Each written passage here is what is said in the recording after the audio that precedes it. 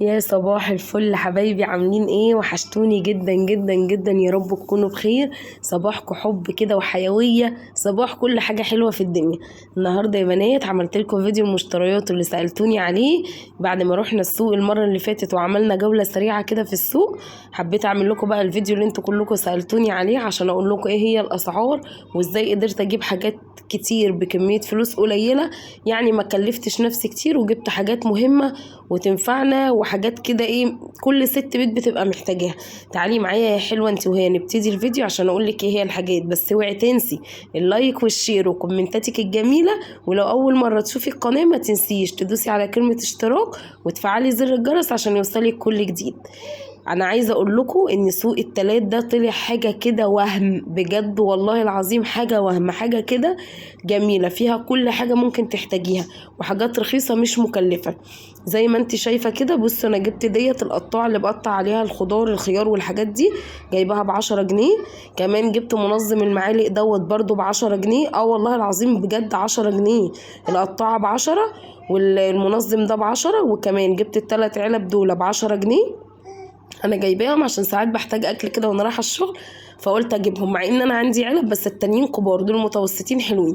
وجبت كمان العلب الصغيره دول 5 ب10 جنيه، بس دول جايباهم بقى لزيزو، ما كانش ينفع ننساه عشان اعمل له فيها الاكل بتاعه. وهنا كمان جبت له الكافي الجميل ده، شكله حلو قوي، بس ده جايباه ب25، لان انا كنت واخداه معايا السوق وما كنتش عامله حسابي ان الدنيا هتبقى شمس، فاول ما دخلت السوق اشتريته. هنا كمان جبت الباسكت الصغنن دوت باسكت. جبته ليه بقى؟ ده بتحطيه على الحوض وانتي بتغسلي المواعين، لو في بواقي اكل بترمي فيه لغايه ما بتخلصي، وبعد كده بقى تحطي في باسكت الزباله الكبير او على الرخامه وانتي بتقطعي خضار او حاجه. هنا كمان جبت دي بتاعه اللب بقى والسوداني والمكسرات والحاجات دي حلوه قوي، بس عايزه اقول لكم دي غاليه شويه، جايباها ب50 جنيه، بس ملامين من الاصل التقيل الحلو. كمان جبت السناده دي بتاعه القهوه البوتاجاز عشان بتاعتي كانت باظت. وجبت كمان الصفايه بتاعه البطاطس دي ب10 جنيه. اللي هي بتاعه القهوه دي نسيت اسمها، جايباها برضو ب5 جنيه، وبتاعه البطاطس جايباها ب10. دول كمان بطرمانات كده بلاستيك، مش بلاستيك، عارفين اللي هو النوع الباغة ده. جايباها برضو ال4 ب10، كل بطرمان جواه معلقة، دي عشان التوابل، شاي، سكر، براحتك يعني تحطي فيها اللي انتي عايزاه. فانا برضو جبتهم كده لان انا طبعا عندي كمية توابل كتيرة، فقلت اجيبهم عشان احط فيهم. انا جبت 8، ال4 ب10. هنا كمان جبت الورد الجميل دوت، شكله حلو قوي عجبني. هو المفروض ان الراجل بيبيع الواحدة ب10، بس انا خدت 2 فقال لي هحسبهم لك ب15، فبرضو عجبوني قوي شكلهم حلو. وكمان اشتريت السكينه دي. بصوا انا عندي سكاكين كتير وعندي شنطه السكاكين اللي متجوزه بيها فتحتهاش، بس ما فيهاش النوع ده من السكاكين، ده اللي بتخلي بيه العظم من الفراخ. بصراحه جوزي اللي قال لي يعني هاتيه عشان لما تحبي تخلي الفراخ او كده. دي كمان القشره دي يا بنات انا ما بستغناش عنها ابدا، يعني كان عندي واحده وباظت فجبت دي. اولا بعمل بيها الثوم، بقطع بيها الثوم، بطاطس، تقشري اي حاجه، بصراحه ما بستغناش عنها، برضو ب10 جنيه، والسكينه ب10 جنيه.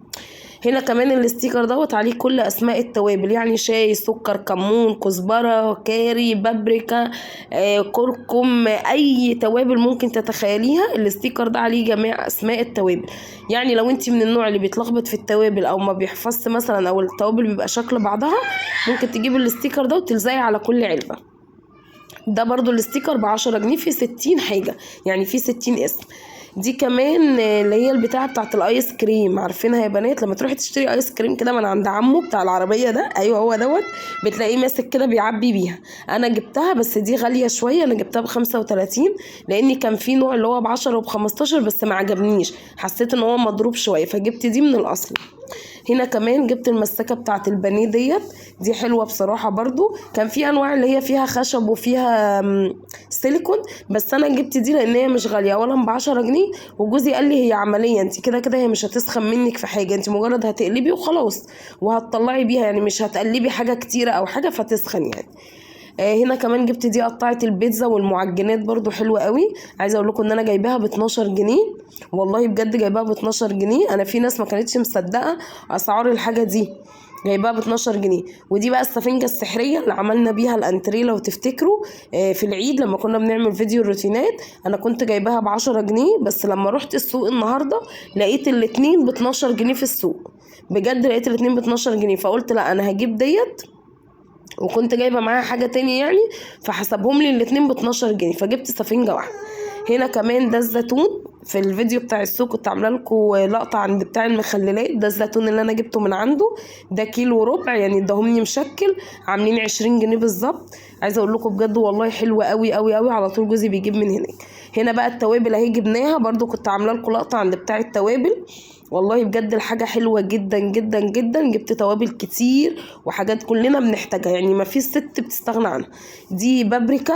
عايزه اقول لكم انا ممكن ما افتكرش اسامي التوابل كلها، بس انا هقول لكم على قد ما افتكر كده. اوعوا تقولوا عليا نسايه، انا زهايمر بجد.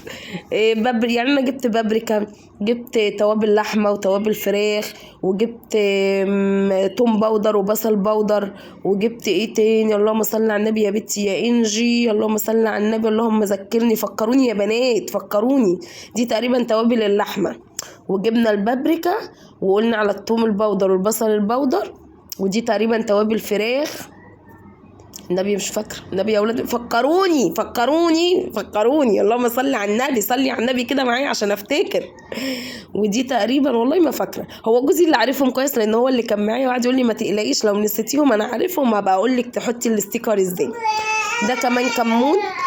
وده فلفل اسود. عايزه اقول لكم يا بنات بجد، كل الاكياس اللي انتوا شايفينها كل كيس عامل 10 جنيه، كل كيس عامل 10 جنيه يعني. الاكياس اللي انتوا شايفينها كل كيس انا جايبه من كل حاجه ب 10 جنيه.